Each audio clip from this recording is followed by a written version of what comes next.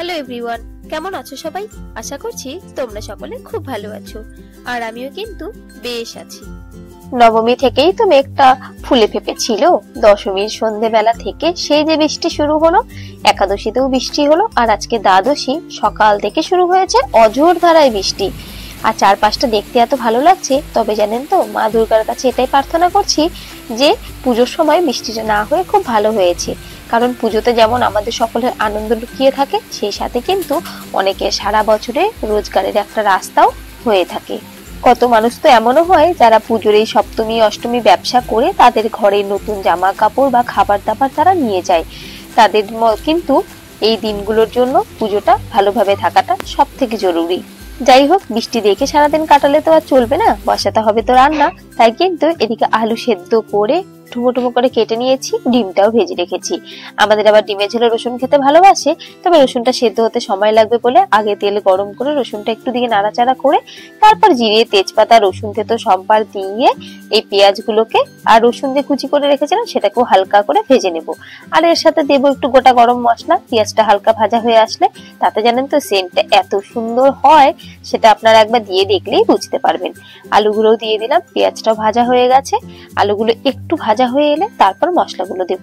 রসুন যদি আপনারা ডিমের ঝোলে খেতে চান তবে কিন্তু এইভাবে আগে একটু তেলে ভেজে তারপর সবকিছুর সাথে আবার নাড়াচাড়া করতে পারেন, তাতে ভাজা ভাজাও হবে আর কাঁচা গন্ধটাও থাকবে না। মশলার বাটি ধোয়া জল সবটাই দিয়ে দিলাম। ওই জিরে ধনে গুঁড়ো, আদা বাটা, লঙ্কা বাটা, টমেটো, পেঁয়াজ রসুনের বাটা, এসবই আর কি। আর ওইদিকে ডিমের মশলাটা কষতে দিয়েছি, আর এখানে বসিয়েছি জিরে তেজপাতা ফোড়ন দিয়ে একটু মোচাটা আগে সেদ্ধ করে নিয়েছিলাম। দেখলাম সেদ্ধটা একটু কম হয়েছে, আসলে অনেকদিন ধরে ঘরে ছিল, পুজোর সময় আর ঠিকঠাক রান্নাবাড়ি হয়নি বলে মোচাটা একটু শুকনো ভাব হয়েছিল। সেটাকে একটু মিক্সিতে ঘুরিয়ে নিয়েছি, তাতে এত স্মুথ হয়েছে। দাঁড়ান, এদিকে মনে হয় মশলাটাও কষে গেছে, ওই যে তেল ছাড়তে প্রায় শুরু করেছে। একটু নাড়াচাড়া করে তারপর হালকা মতন একটু ঝোল দিয়ে দেবো। এই যে তেলের মশলাও ছেড়ে দিয়েছে। একটু চিনিটা দিয়ে নি, চিনি দিলে কি স্বাদের ব্যালেন্সটা ঠিকঠাক থাকে। চিনি যখন দিলামই মোচাটাতেও একটু দিয়ে দিলাম, কারণ ওটাও প্রায় হওয়ার মধ্যেই রয়েছে। এদিকে ঝোল দিয়ে দিই, এটাও ফুটতে থাকুক। ওপাশে মোচাটা ভালো করে একটু আবার নেড়ে একটু ঘি দিয়ে গরম মশলা দিয়ে আবার নামিয়ে নেব। আর জানেন তো, 20-22 দিন পরে আমার গপু সোনা আবার বাড়িতে ফিরে আসবে।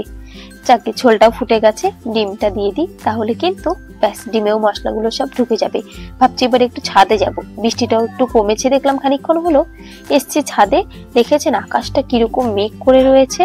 শরতের এই সুন্দর আকাশে সেখানে সাদা মেঘের জায়গায় যখন কালো মেঘ ভেসে বেড়ায় তখন দেখুন মনে হচ্ছে সুন্দর একটা আকাশের মধ্যে কেউ কালো রং তুলি দিয়ে কালো কালো মেঘ এঁকে দিয়েছে।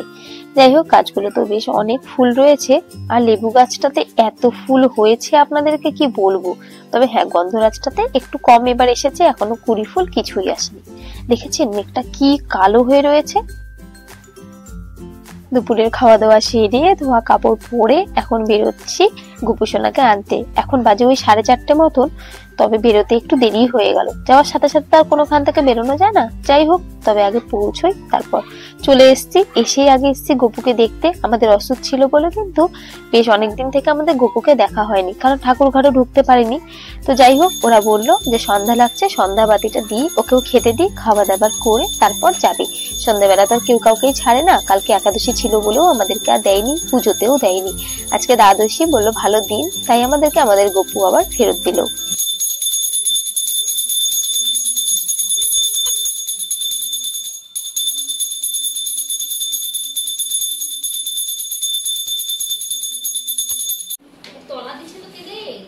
এখন এই সন্ধ্যা 6টা মতন বাজে। এখানে বসে একটু চাটা খেয়ে তারপরে সন্ধ্যাটাও বসলো। এবারে চললাম আমার গপুদেরকে নিয়ে বাড়িতে। ওদের যা কিছু জামা কাপড় এনেছিল সেগুলোকেও নিয়ে যাচ্ছি।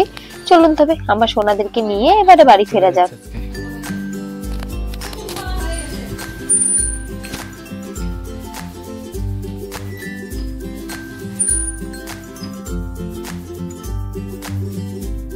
চলো গপু সোনা, চলো নিজের বাড়ি ফিরে চলো।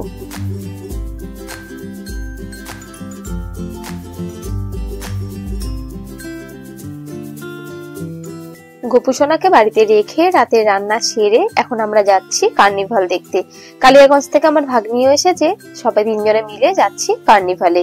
চলুন তবে ভিডিওটা আজকের মতো এখানেই শেষ করছি। সকলে ভালো থাকবেন, সুস্থ থাকবেন। দেখা হবে খুব তাড়াতাড়ি পরবর্তী একটা ভিডিওতে।